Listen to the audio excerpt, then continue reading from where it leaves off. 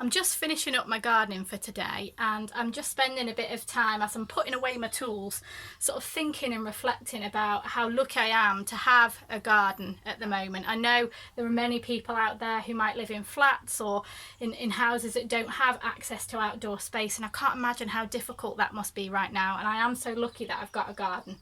And by no stretch of the imagination is my garden perfect, and the amount of time I have now to spend in the garden is nowhere near what I would usually want. So in the past I would spend a whole day in the garden. I'm really lucky that my 17-month-old baby sleeps for a good 2 hours in the afternoon, so that does mean I can really crack on. And there's parts of the garden that are by nowhere near, by any stretch of the imagination, perfect. So in this part of the garden, for me, it doesn't look like your perfect vegetable patch. It's made from old bits of decking board.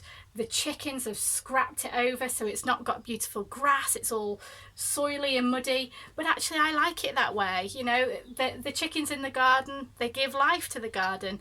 The fact that every part of my garden and everything that I've bought in it has either been in a sale or has been secondhand, to me shows that you don't have to go out and buy brand new plastic things all the time and spend loads of money. You can do gardening on a shoestring. This shed, for example, we got really cheap because it was a second shed from a local timber merchant. So there's lots of things that you can do to make gardening fun and affordable for all the family. And the other thing I would say about chickens, again, this is my chicken coop.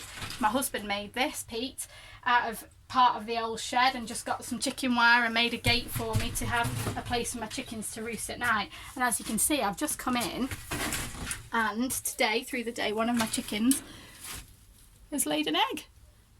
So I'll get to take this egg in,